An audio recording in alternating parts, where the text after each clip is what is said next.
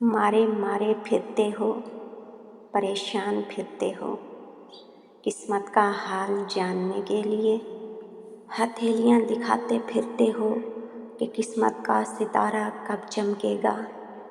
لوگ تمہیں کیا بتائیں گے تمہاری قسمت کا حال؟ وہ تو خود نہیں جانتے کہ اگلے لمحے ان کے ساتھ کیا ہونے والا ہے۔ کیا تم نے سنا نہیں؟ صرف اللہ ہی بہتر جاننے والا ہے۔ بے شک وہ جانتا ہے جو تم نہیں جانتے۔ ہاں، مگر جب بھی وہ کچھ نیا کرنے کا ارادہ کرتا ہے تو وہ اپنی کچھ نشانیاں ضرور ظاہر کرتا ہے، اور یہ نشانیاں صرف عقل والوں کے لیے ہی ہوا کرتی ہیں۔ اپنی قسمت کو لے کے بہت پریشان ہونا تو سنو، اللہ تعالیٰ فرماتا ہے گھبراتے کیوں ہو قسمت کے فیصلوں پر؟ کیا تم جانتے نہیں تمہارا رب غفور الرحیم ہے؟ وہ اگر رات کو دن اور دن کو رات میں بدلنے پر قادر ہے تو کیا وہ تمہاری تڑپ دیکھ کر تمہاری تقدیر نہیں بدل سکتا؟ وہ کبھی تم سے غافل نہیں ہوتا اور نہ تمہاری چاہت کا انکار کرتا ہے۔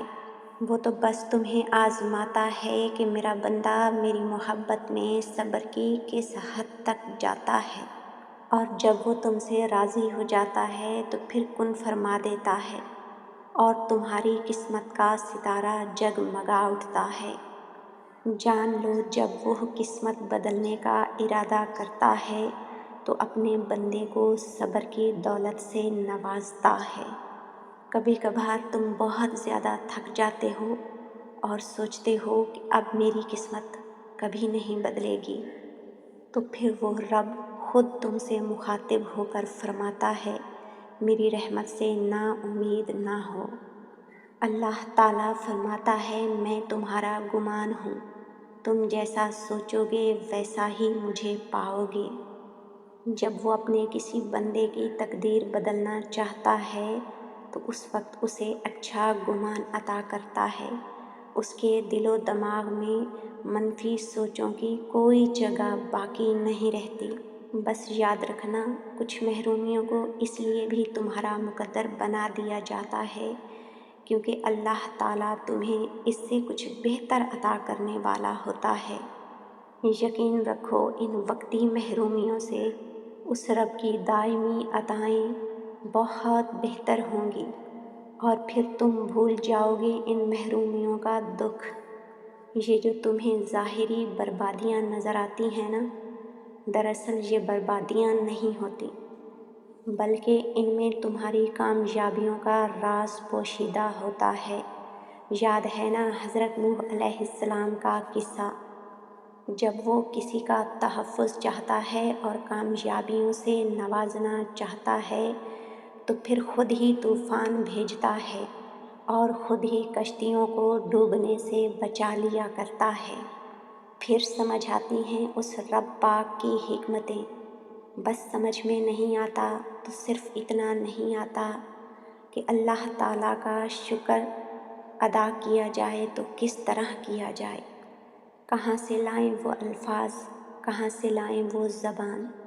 بس پھر خاموش پیشانی سجدے میں رکھ دی جاتی ہے اور وہ پاک رب تمہاری خاموشیوں کو جان لیتا ہے۔ کبھی رب کی رحمت سے مایوس مت ہونا، بنجر زمین ہمیشہ بنجر نہیں رہا کرتی۔ کڑی دھوپ میں، تپتے صحراؤں میں جب وہ رحمت برساتا ہے تو وہ بنجر بنجر نہیں رہتی، وہ لہلہا اٹھتی ہے۔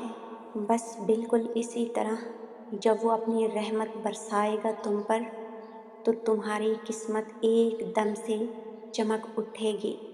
جب وہ اپنے کسی بندے پہ مہربان ہوتا ہے تو اس کی ہتھیلیاں آسمان کی طرف پھیر دیتا ہے اور اسے اپنی ذات سے مانگنے والا بنا دیتا ہے، یعنی دعا کی توفیق عطا کرتا ہے۔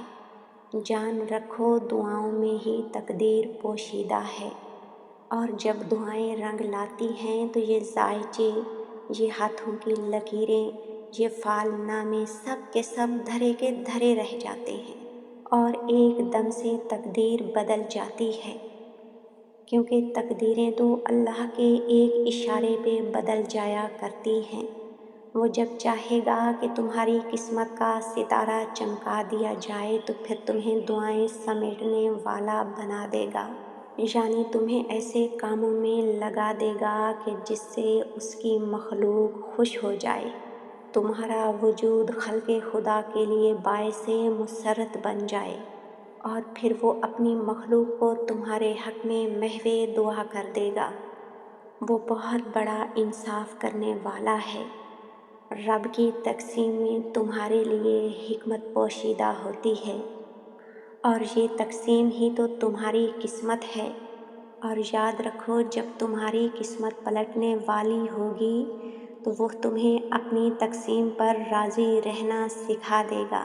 جان لو اللہ کی رضا میں ہی کامیابی ہے، اور اس پاک رب کی ناراضگیاں سراسر خسارہ ہوا کرتی ہیں۔ اللہ پاک سے دعا ہے کہ ہم سب کو اپنی رضا پر راضی رہنے کی توفیق عطا فرمائے۔